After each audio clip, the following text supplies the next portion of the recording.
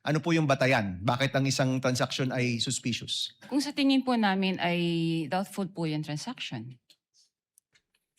For this particular po, hindi naman po kami nag-doubt kasi alam namin po na legit po yung transaction. Okay, legit klaruhin naman ko. eh. Kanina po, sabi nyo personally, meron kayong pagdududa, pero officially, hindi po kayo nag-report na suspicious transaction po ito. Wala po akong sinabing may pagdududa. Kanina, sabi nyo, nung nagtanong si Senator Tulfo, sabi nyo, personal Unusual lang. po ang nasabi ko po. Okay. So kahit Dito sa video na to, magkakaalaman na kung i-cross-examine pa itong bank manager na to na ilinatag ng prosecution dyan sa impeachment trial ni VP Sara. Pero bago yan, isang like at isang subscribe. Masaya na ho tayo dyan sa magsusumal sa ating community. Yung join button nandiyan lang ho sa baba. Rekta na ho tayo dito at saka dito nyo na rin ho pala makikita yung mga bida-bidang senador ay yung mga magagaling sa Chege. Makikita nyo na ho dito. Malamang sa malamang yung dalawang Tulfo brothers, makikita nyo ho dito mga kababayan. Gang! Thank you, Honorable Chu. Hindi na ho natin tapos yung pagpipresenta nitong si Joel Chua dito sa witness silang Tagalambak. Tinuturuan lang naman tayo maging cash ng cheque, pati pag-shred ba naman? Itatanong mo, ano po yung pag-shred? Pati ba naman yun? Pati ba naman pag-shred? Cross from the counsel for respondent, Attorney Poe. You may proceed when you're ready, sir. Nothing to cross, Your Honor, from our end. However, Your Honor, may I just make a manifestation just on the markings, Your Honor. Counsel may do so. Just on the markings of the check, we'd also like to put on record, Your Honors, that for check with ending 244027, dated December 20, 2022, this is marked by the prosecution on the face of the check as T-1-130-OVP. On the dorsal portion, it is D-1-130-OVP-1. For the second check, dated January 31, 2023, ending with 244053. On the face of the check, this is marked as D-1-131-OVP. Dorsal portion is marked as D-1-131-OVP-1. For the third check, dated April 13, 2023, with ending 245511, face of the check is marked as D-1-132-OBP, while the dorsal portion was marked as D-1-132-OBP-1.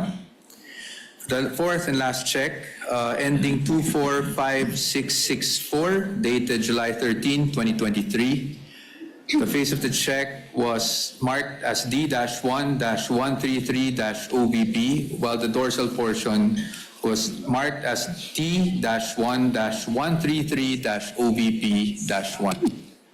That is all, Your Honors. Again, nothing to cross from our end. Yeah. Palakpakan natin. Nothing to cross. Anong kukross nila doon? Wala namang masamang sinabi yung Tagalambak. Ining-cash lang naman yung pera. Oh. Yeah. Just to correct you, the check ending in 5511 is dated April 18. Correct, Your Honor. April 18, 2023. No, you mentioned 13 earlier. I stand according corrected, Your Honor. So it's 18. Yes, 18, Your Honor. Thank you.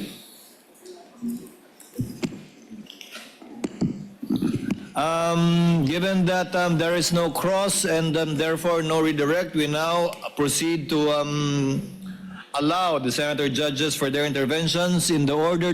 Yung 125 million daw ho, base sa land bank manager, yun daw ho ang pinakabuod ng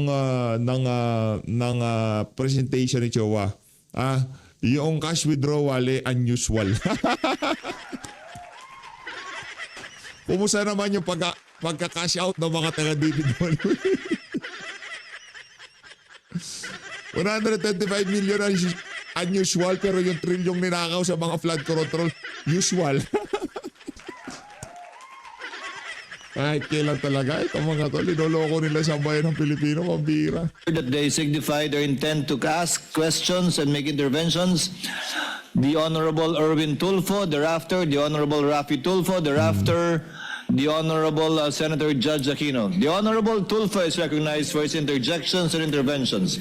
You have 2 minutes, sir. Thank you, Mr. Presiding Officer. Ms. Witness, Ms. Constantino, dyan ba talagang account ng mga OVP sa bangko ninyo, sa show? Or si VP lang ang nag-open ng account dyan sa bangko ninyo? Yung Office of the Vice President po. OVP. Opo. So hindi lahat dyan may account ang OVP?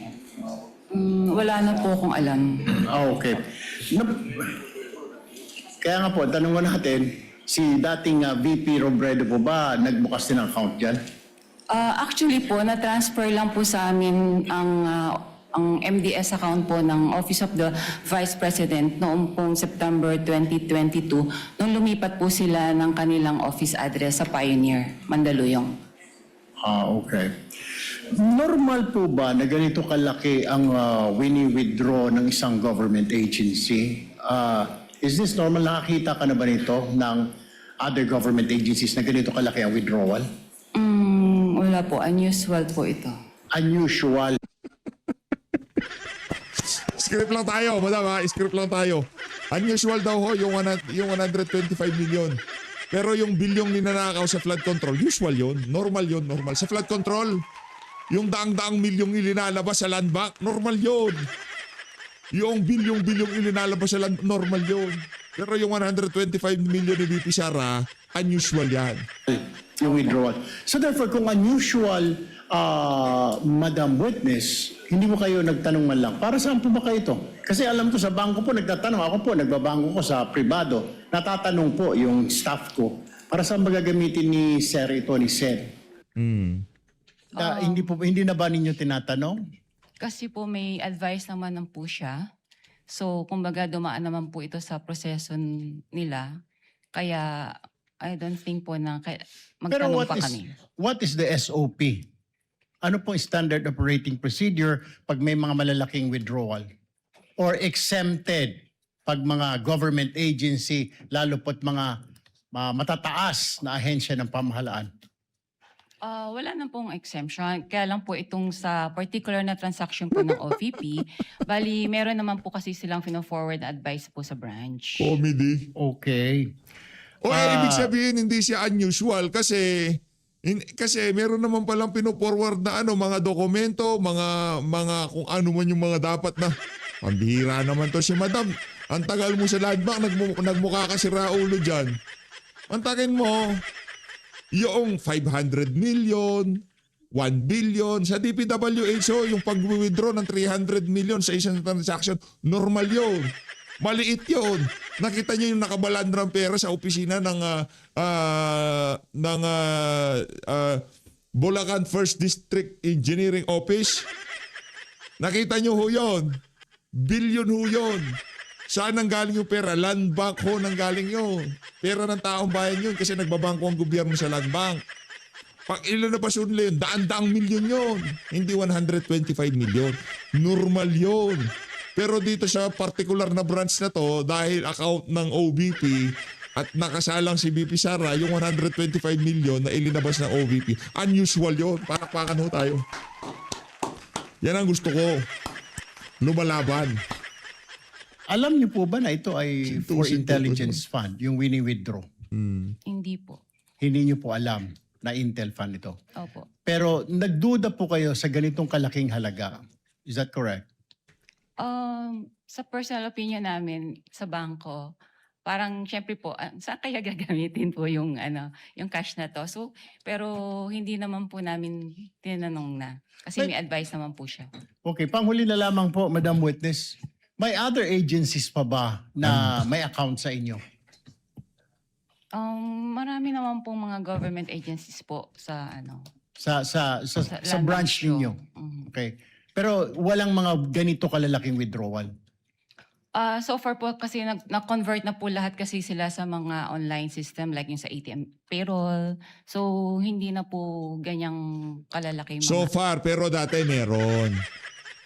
So far, pero dati meron.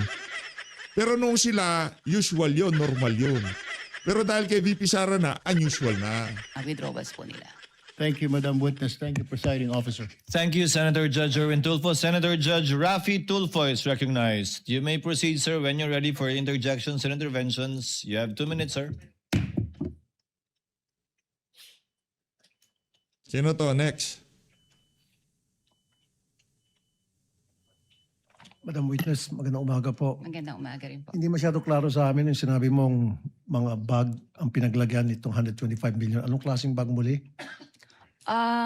Sa pagkakaalala ko po, ito po isang malaking, mahabang bag na Mahaba. parang dinescribe ko nga po as Duffel bag? Gym bag? gym bag po. Iba po kasi Gym yung bag. duffel bag sa bangko. So gym bag ano kalaking?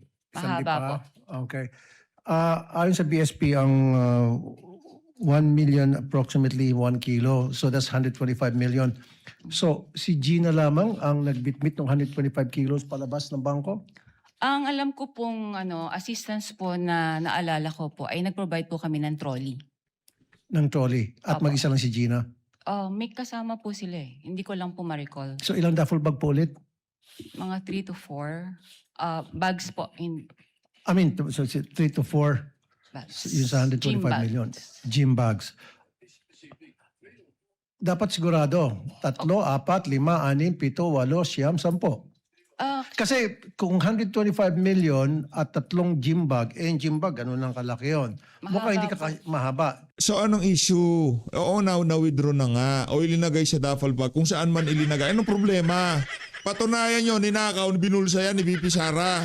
Yung paglalabas ng pera, unusual, wala tayong pakialam dyan. Patunayan nyo na... Kapira naman to. Dog Kakasya show ba dyan talaga 125 kahit kailan. kilos? 31 million per. Baka nagkakamali kayo. Mga 3 to 4 bags nga po. Dapat precise. Ito naman si Madam, di ba kayo nag-rehearsal? Hindi ba nagpunta sa rehearsal itong si Rapi Tulfo? Di ka ba nagpunta? Naman si Rapi Tulfo, punta ka. Po kayo. Dapat ginajat daw nyo yan bago paglabas. Trim, bags, ang lumabas, ang pinaglagyan. Hindi na po namin yan, Okay, sige. Pero dapat, you should be approximate, precise. Kasi we're talking of impeachment of the Vice President dito. Hindi dapat yung parang kalkulasyon lamang. As much as possible. Opo, mga gano'n, 4 bags. Okay. 4 bags. Napilitan. 4 bags na. Sige na, 4 bags na. Masisermonan pa ako eh. Now, wala bang, kasi alam ko pag ganun kalaki amount, kuminsan yung bangko nag-o-offer doon sa depositor na i-deliver yung pera sa Bakit sa'yo may nag-o-offer? Nag-withdraw ka ba ng ganyang kalaki, boss? lugar na gusto nilang pupuntahan ng perang Ang yun. bira ka naman, Through boss, oo. what we call armored car or armored vehicle. Hindi ka nag-provide na ganoon? Hindi po. Wala po kasi kaming memorandum of agreement regarding po sa services, cash services po, or cash delivery. So hindi nag-request yung OVP ng cash delivery through armored vehicle papunta doon sa back Wala to their po, sir. office? Okay. Curious lang ako, sino itong, meron pa isang pangalan na kapirma sa baba ng cheque, itong Rosaline L. Sanchez sa pagkakalam mo. Kasi di ba sa baba, nakalagay Rosaline Sanchez and then Lemuel Ortonio, signatory doon sa pag-release ng cheque. Who are they? Authorized signatory po. Isa po siya sa authorized signatories po ng Office of the Vice President. Si Rosaline Sanchez, sino po ito? Sa Siya- pagkakalam niyo po, Ang alam ko po, siya po yung sa finance. sa finance. Okay, nabanggit niyo rin po prior doon sa withdrawal, you're given 1 or 2 days para makapag-prepare ng cash. Sino po ulit tumatawag sa inyo? Si Miss Queenie Masangkay po. Paano niyo po nalaman na si Miss Queenie Masangkay yung tumatawag sa inyo? Na-meet ko na rin po siya sa branch nung pong nag-open po sila ng MDS account po. Okay. Last na naman, usually pag ganun kalaking amount ang withdraw, sinisiguro nyo na yung pupunta doon sa bangko, yun yung authorized na mag-withdraw talaga ng amount ng perang yan.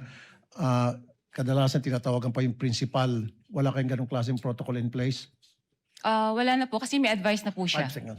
Wala na. May advice na sige po siya. May pera na. Okay, thank you. Bago po yung bell, Senator Judge Rafi. Next to be recognized for his interjections would be Senator Bam Aquino. You have 2 si minutes, Bam. sir. Maraming salamat, Proceed when Mr. you're ready. Presiding Si Officer. Bam, kay Bam tayo, kay Ms. Bam. Violeta, magandang umaga. Magandang umaga din po. Kaklaruin ko lang po, yung cheque ay mula po kanino? Mula po Itong- sa Office of the Vice President. Hindi po, dyan po napunta yung pondo, no? But kanino po, anong account galing po yung perang yan? Ang Sa Office magagaling of the talaga. Vice President nga po. Because it was already Magagaling downloaded talaga to sa the Office check of the itong Vice mga President from the Treasury. Is that Opo. correct? Senador na to. Okay. So this is OVP funds na napunta kay Miss Gina Acosta na SDO po nila. Tama po, Basta po yung si Miss Gina, yung payee po ng cheque. yung pay. Okay. Nabanggit niyo po kanina na unusual po yung laki, no? Kapag ganun po, do you report this to any agency? Kung pinagtatakan niyo po na parang ang laki naman ito. Do you do any reporting or wala na pong Yung sa flood control, yung mga DPWH, naglalabas ng 300 million sa land bank, 500 million. Report ba yun? In any agency? Senbam! Senbam! reporting yan? I'm sorry, Your Honor. Aray mo. May we invoke po yung AMLA rule na hindi po Naku. kami pwede mag-disclose any information po regarding sa reporting. Sa reporting? Okay. AMLA rule po siya. Let me rephrase the question. Anong rule ito? Yun nga record ng sa AMLA, linabas yan pang mga ano, si Madam, parang di updated. Ang government transactions po ba ay Sasabihin sakop ito? ng AMLA rules? Makakasagot po niyan ang AMLC po. Hindi, pwede niyong sabihin, hindi ko po alam yung sagot. Kayo po isang branch manager, so kayo po yung nasa landmark ng ilang taon. Alam niyo po yung mga rules. Nais ko lang pong malaman kung ang government transactions ba ay sakop ng AMLA regulations po natin. Wala naman pong exemption po doon. So sakop po siya. Sakop po. Okay. Alam naman kasi ni Bam, na nag-aak pa siyang aanga. Bam, alam mo naman, paano ako magpipresidente niyan? Yun lang, di mo alam. So, ang sinasabi niyo po ba sa AMLA rules ay kasama ito sa mga covered or suspicious transactions? Tama po ba? Yun nga po. So I invoke po na mag-prohibit po ako magsabi po nito. Okay, let me rephrase. I'm sorry, for me, these are simple questions, no? Regulations lang po ito. So ulitin ko, sakop ang government transactions sa AMLA regulations, correct? Yes. Lahat po. Yes. At ano po ba yung rules natin pagdating sa pagre-report sa AMLA? Above a certain amount? Tama po ba? Opo. Opo. Magkano po yung limit? Kapag above, what amount po yan? More than 500,000 po. Any amount above 500,000, whether private po o gobyerno, nire-report niyo po sa AMLA. Supposedly po. Okay, yan yung covered o yan yung suspicious? Yung over 500,000, magkaiba po yun, Covered di ba?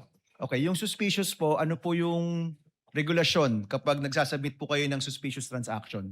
Ano po yung batayan? Bakit ang isang transaction ay suspicious? Kung sa tingin po namin ay doubtful po yung transaction.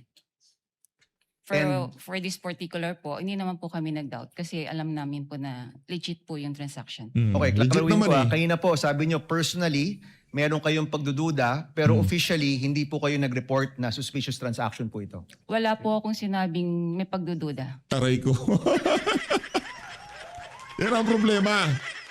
Sa pagiging desperado nitong si Bam Aquino, pinipilit niya na suspicious. Kanina, sabi nyo, nung nagtanong si Senator Tulfo, sabi nyo, personal Unusual lang. po ang nasabi ko po. Okay. So kahit Yun ang hirap, di ba? Witness, susupalpalin yung ano, yung tag dito, yung ng resource person, pambihira. sa tingin po nyo, unusual ito, hindi nyo po ito ni-report bilang suspicious transaction. Hindi po pwede magsabi po na na nag-report po kami dahil nga po i-invoke po yung AMLA law. Okay. So, covered, definitely, kasi it's above 500,000. Pero yung suspicious transaction, ayaw nyo pong sabihin dahil covered po ito ng AMLA law. Kasi para sa amin naman po ay talagang hindi naman po siya suspicious. Okay. Sige po. Malinaw, hindi suspicious ha. Hindi unusual lang kasi yung baka walang taga DPWH na may bangko sa kanila. Kasi kung meron taga DPWH, very usual. Billion ang linalabas nila. Sige po, yun na po muna. Maraming salamat, Mr. Presiding Aray mo. Officer. Thank you, Senator Bam Aquino. You Wala pa ka Pambira si Mamo. may avail of Nagkalat. the second round, if at all. Huwag Senator ka na mag-second Senator round. Judge Alan Cayetano is recognized. Thereafter, Senator Judge Joel Villanueva. You have 2 minutes. Magandang, I'm sorry, after Senator Alan, Senator Risa. Thereafter, Senator Judge Joel Villanueva. You have 2 minutes, sir. Magandang umaga, Madam Witness. Welcome to the Senate. Maganda. Most of my questions na tanong naman ni Senator Erwin. I just like to ask, but you're familiar with the concept of confidential or discretionary funds? Or hindi? In government parlance? Wala po kang Okay. alam. No, kasi kung hindi ka familiar, whether that agency has 50 million discretionary funds or let's say if you were the manager sa OP and they had I don't know how much now 10 billion, you won't find it unusual kung 500 million, 250, 1 billion kasi nga usual means parate, unusual means bakit ganito kalaki, no?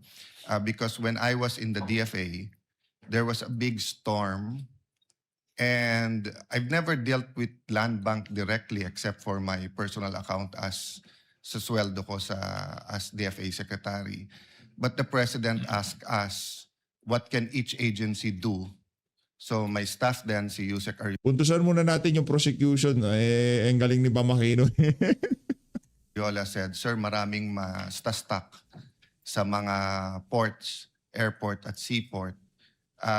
May isa tayong fund. Kung OFW sila, pwede tayong magbigay. So I think we had to withdraw 50 or 100 million. At sinabi ng branch manager, wala. And then it was a Friday. So I had to call the president of Land Bank and say, sir, mas stranded, hindi. And then they sent over 50 or 100 million. So my point is, just Nako, because... nagkabala na naman itong si Ping Lacson. Pa-check na yung ano na yan, DFA.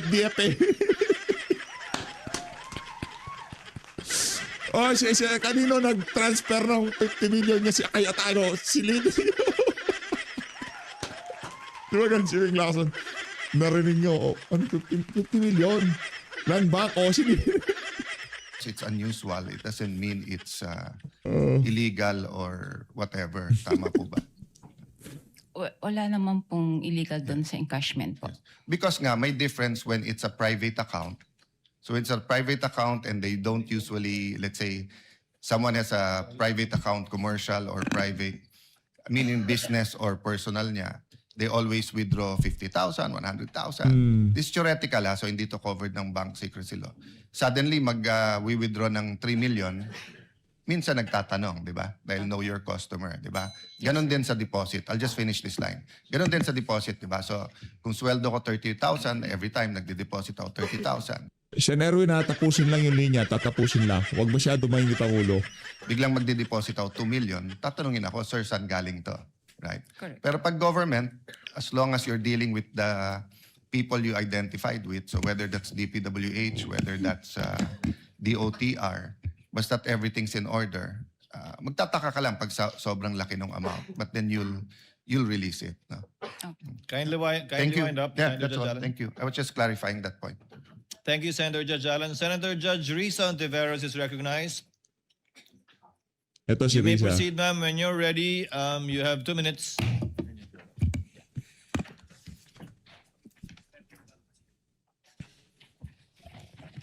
Salamat po, Mr. Presiding Officer.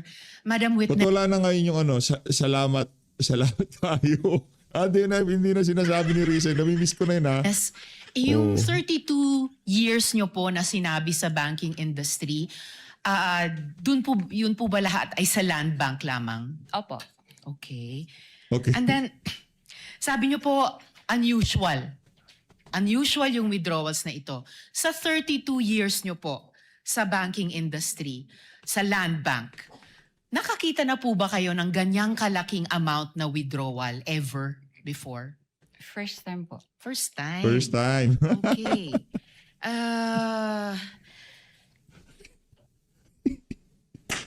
Hindi po, first time. First time. Kung walang flood control issue, di ba? Kung hindi ipinasok sa maleta yung bilyong pera. Kasi bago napunta sa mga contractor yun, withdraw yun ng DPWH. Hindi naman hong rekta, porsyentuhan kagad, hahati-hatiin yung mga maleta, yung pera na nasa lamesa. Hindi naman hong kagad ganun yun. Manggagaling siya, hindi naman pwedeng bigla na lang babagsak doon yung pera. Galing land bank yun, kinuha ng DPWH, pambayad sa mga kontraktor. Pagdating sa mga kontraktor, doon pa lang nila ihahati-hatiin sa mga pinagbigyan nila. Siguro walang account yung DPWH diyan sa diyan sa land bank branch na pinamumunuan nitong si Madam. Kaya very unusual sa kanya. Patawag niyo ako sa amin ni withdraw ng Bulacan First District Engineering Office. Yung yung perang pinambabayad nila sa mga ghost project. Patawag niyo yung branch manager doon. Sabi nyo nga kanina, unusual yung amount. First time may ganyang amount na 125 Aray ko. million pesos. Bakit yung sinabing unusual? Ano yung floor nyo para sabihing unusual yung isang amount? Usually po kasi kaya naging unusual para sa akin kasi cash po siyang kinukuha. Mhm. Sa other, naman po is, kumbaga nag-issue po sila ng mga cheque sa, yung disbursement po nila. By checks po, hindi po cash. Okay. So hindi lang yung laki nung halaga na 125 million ang unusual din na yung ganyang unusual amount ay sa cash kinuha at hindi sa mga cheque. Opo. Okay. And yung 125 million, yun ba yung minimum na pag kinuha in cash, sasabihin nyo unusual? Or meron bang lowest amount na kapag kinuha in cash, sasabihin nyo na rin unusual? Pwede naman po naming sabihin na unusual. Let's say kung over, 500,000 na po siya. Over 500,000? Kasi yun po. Kung over 500,000 Aray ko. Napasama. kinuha in cash, sasabihin nyo unusual. For that particular, let's say po yung kliyente, yung Yes. mga ganun po. Opo. For the particular client. Ito, hindi lang 500,000, 125 million. So, 250 times mas unusual sa minimum amount na sasabihin yung unusual kung kinuha in cash. Kaya ka hindi magiging presidente sa mga tanong mo na yan, Risa Ayusin mo ha. Pambira, paano ka man nanalong presidente niyan? Depende po rin sa yung kliyente po. Depende sa kliyente. But kung sino mang kliyente aside, nasabi niyong unusual dahil 125 million na para po sa akin is 250 times yung 500,000 at hindi po in check, kundi in cash po kinuha. Pwede nga po, depende po sa depositor po niya. Kung regular lang sa kanya yung mga ganang withdrawals or what, it's usual. Okay. Pero Usual. kung parang for the first time ma-encounter namin that much, Unusual. po siya. Oo. And this- Pero pagka nag-withdraw siya ulit ng ganong kalaki, usual na kasi dalawang beses niya na ginawa Dahil nga first time lang doon sa branch niya yun, unusual. Kasi nga transfer lang yung record ng OVP sa kanila. Kaya unusual. Si ate na, tsaka si kuya nag-siesta lang Ano yan, mga kakampi ni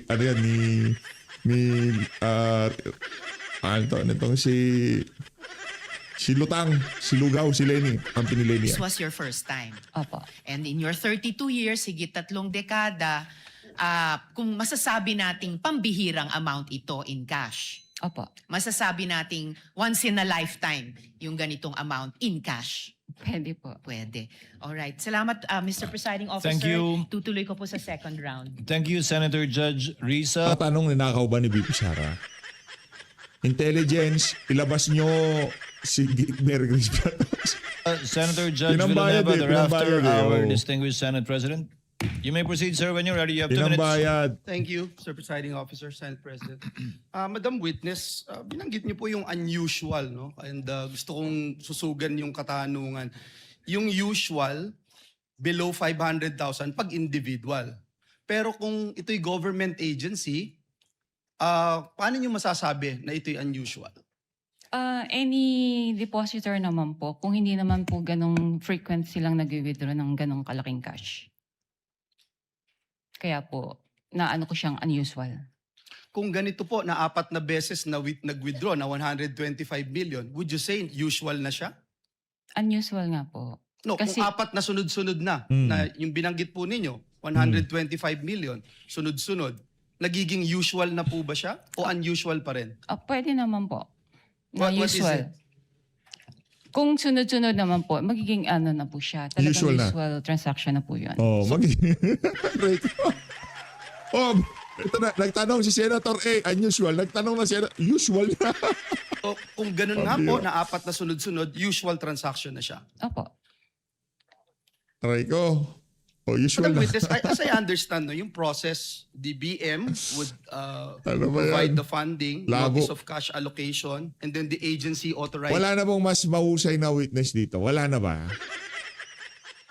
Wala na bang mas mabigat na witness dito? Ito na ba talaga? Is the disbursement. At kayo, ho, for example, sa inyong bangko, sa land bank, bine-verify nyo lang at you pay the corresponding instruments. Is that correct? Opo. Bine-verify po yung pag-issue ng cheque po, yung mga signatories, payees, like that po.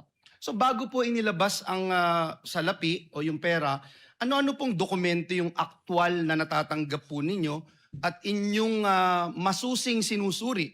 Kasi sabi nyo nga ho, I'm sure from the first withdrawal, as you made mention, it's unusual. So ano yung mga talagang sinusuri po ninyo na dokumento bago nyo i-release ito? Supported naman po ito ng advice. So once po nakapasok na po sa system at funded naman po siya, okay na po sa amin yun. So yun lang po yung inyong chinecheck. Opo. And that's it, you release it right away. Yes, sir. And binanggit niyo ho kanina, hindi ito suspicious. Para sa ano ko po, hindi po siya suspicious. Hindi At siya. lahat po ay legitimate. Aray. Sabi ng mga taga-prosecution. Binibenta tayo. Unusual pero unusual nga kasi kahit ako mag-withdraw ako ng 500,000. Oh. Pagka inano yun, unusual yun. O kunyari naglalabas lang ako 1,500 pesos. Bukas makalawa, bigla-bigla meron ka wini-withdraw 500,000. Tatanungin ka ng bank manager, saan galing yan? Saan galing yan? Oh, pero kung business ka naman, may business ka, walang problema. Eh, ang problema nga dito, lahat tayo, unusual. Pag sunod-sunod na, usual. Idol ko tong bank manager na to. Yes, sir. Sana lahat ng bank manager ganito. One last question that I'd like Labo. to ask. With this amount of money that will be withdrawn by the payee, ano ho yung mga advance arrangements? Kasi hindi, sabi nyo nga, hindi usual, yung biglaan, 125 million. Ano yung mga advance arrangements na inihingi po ninyo o tinatawag po sa inyo bago mailabas po itong salapi na ito? How far in advance was Land Bank informed that these amounts of physical cash would be required for each transaction? Mga a day or two po, ni-inform po kami from the cash division po ng OVP na meron po silang ganong cash requirement. So sa amin naman po, pinoprocess naman po namin yung requirements nila bago po namin sila advise na available na po yung cash. So in sa 24 bank. hours, kaya na po. Pwede naman po. Salamat po. Maraming salamat. Thank you rin po. Thank you, Senator Judge Villanueva. The distinguished Senate President is recognized. You have 2 minutes for your interjection, sir. Thank you. Thank you, Mr. Presiding Officer. Good morning, Ms. Constantino. Sundan ko lang po yung natanong kanina ni Senator Risa. So in your 32 years in Land Bank, hindi pa ho kayo nakakita ng withdrawal na ganito kalaking amount? 125 million. Tama Opo. po ba? Yes po, sir. Ano yung pinakamalaking nakita nyo ng withdrawal? In 1 million. cash? Hindi ko na po ma-recall. More or less lang. Aray. Wala, mga 124 million. 25 kasi hindi pa yan. Mabigyan nyo kami. In cash. Yung mga kasama nito sa branch, sabi siguro ng mga kasama siya, sinungaling naman ito. Si ma'am, minsan nga, 500 million, nilalabas natin dito eh. In cash. Siguro po Pinakamalaking nakita nyo na o na-experience nyo na in your mga 32? 500,000 po. 500,000. And next Pinakamalaki, 500,000. 30 years. Wala ka sigurong kwentang bank manager kaya di sila nagbabangko dyan sa branch mo.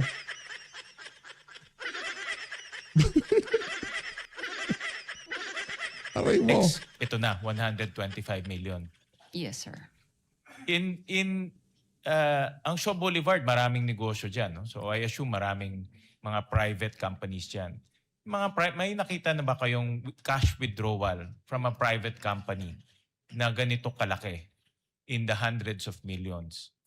Mostly po mga cheque po yung ini-issue nila. Cheque? Meron Opo. bang mga cash withdrawal din? Yung mga sa private companies? Wala po. Wala, puro Checks. cheque lang ang ini-issue nila. Opo. And then, nabanggit nyo kanina na 4 na beses pumunta. Mahirap po kasi magdala ng cash. Kahit na yung gawain niya ng mga mayayaman, cheque-cheque. Mahirap kasi magdala ng cash. Di ba? Delikado. Oh. Pero ito, dahil nga mga gagamitin sa intelligence, hindi naman pwedeng cash. Siguro first time nitong si Madam na maka-encounter ng government official na yung pondong ilinaan doon, gagamitin sa intelligence. Diba? Pambabayad doon para mapigilan yung pagre-recruit ng mga kaibigan nitong si Franz Castro. Oh. Kaya unusual. Sila Miss Acosta at si Mr. Ortonio sa inyo. Opo. Tama po ba? 4 na beses? Yes, sir. Nung nagwi-withdraw sila, meron ba kayong any casual talk kung saan gagamitin itong mga perang ito? Kasi sabi nyo nga kanina, unusual, ngayon lang kayo nakakita. Hindi ba nagkaroon kayo ng konting parang casual talk sa pangatlo o pang-4 na pagkita ninyo kung saan gagamitin tong perang to? Hindi ko na po ma-recall, Your Honor. I'm sure nag-uusap kayo, di ba? Yeah, brief talk. Brief talk, mayroon bang nasabi kung saan gagamitin itong perang ito? Hindi ko na nga po maalala. Sorry po. Hindi nyo na maalala. Okay.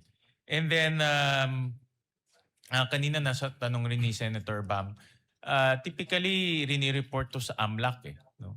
Yung mga ganitong kalaking amount. Na-report nyo na ba? Na-report nyo ito? Hindi yung detalye. Ang tanong lang naman kung na-report yung ganitong kalaking cash withdrawal sa AMLAC. Ang alam ko po, ang Land Bank naman po ay compliant po sila when it comes to reporting po. So, nare-report siya. Compliant po kami doon. All right. Thank you, Mr. Presiding Officer. Senator Judge Pangilinan Ay, si Kiko. Kiko is tayo. recognized. You may proceed, sir. You have 2 minutes when you're ready. Thank you. Magandang umaga. Ang umaga po. Unang-una, si Gina Acosta, kilala ninyong bilang Special Disbursing Officer, tama? As payee po ng cheque. Hindi bilang Special Disbursing Officer. Hindi po. Kung siya ang pay, at sinabi nyo, iba ang tumatawag sa inyo na 2 days in advance. Iba po. Di ba? Sino yung sinabi nyo yung tumatawag? Si Miss Queenie Masangkay po. Miss Masangkay. Opo. Bakit iba? Would you know, if you know, bakit iba yung pay, iba yung tumatawag? Wala po kang idea kasi it's under the agency po kung sino pong gusto nilang gawing payee po. Pero bakit si Masangkay ay kilala mo? Nagpakilala siya? Did you meet each other? Na-meet ko po siya kasi po bago po sila mag-open ng account po sa amin, so nag-visit po sila sa branch. Okay, so you knew her personally and therefore siya ang tumatawag. Pero ang payee ay si Miss Gina Acosta. In other accounts, would you know or would you have experience na ganun din? Iba yung payee, iba yung tumatawag? I suppose yes, no? Wala po akong idea. Okay, okay. Doon sa nabanggit niyong first time ang ganyang kalaking halaga, kaya sabi niyo unusual. Meron pa bang ibang ahensya? Tama bang sabihin, walang ibang ahensya ng pamahalaan ang naglalabas ng ganyang kalaking pera sa inyong accounts, sa inyong branch? Branch. Dahil kayo ay depositary Government. ng Alis na ako si si Kiko Matching na nagsasalita. Kayo na akong balang bumalagbog sa kanya. Government bank, hindi ba? Wala na po akong ma-recall kasi nga po, kagaya ng sabi ko kanina, lahat po ay na-convert na po sila sa mga online transactions. And most government agencies would use checks Checks or online transactions po. or online transactions. Okay. So, and sinabi nyo, ang average na cash transactions sa inyong withdrawals, apart from yung 125 million na cash, yung average is about 500,000. Tama? Yung average amount ng cash. Pwede po or lower than that. Kung cash po. Yes. So, malaki yung agwat, no? Opo. And that's why you say it's unusual. Yes, sir. Okay. I have no other questions, Mr. President, Presiding Officer. Just to manifest that earlier, the witness said that she's bound by the confidentiality rule under the AMLA law. But we take exception to that, but I understand that we will be tackling this matter in another article. We will not concede that you cannot disclose this information, this being the impeachment court. But it being, dahil ito'y itatakal sa ibang articles of incorporation, we will not pursue it at this time. I mean, the articles of impeachment, rather. Is it Article 2? Then we will not insist and we will not push the issue at this time. For the record, Mr. Presiding Officer. Noted, but Chair would also like to place on the record that while indeed the court issued a subpoena vis-a-vis the AMLC, the provision of the law on the confidentiality with respect to bank officers are indeed provided for in the AMLC. That bank officers are those authorized to report both suspicious transactions and those exceeding 500,000 are not allowed to disclose whether or not they report. And thank you, Ms. Constantino, for being very cooperative and at the same time prudent with respect to your answers regarding the AMLC provision. Dahil kayo po yung madedemanda kung sakasakaling, hindi naman po kami. If there are no other... Senator Judge Aimee, before we go on a second round.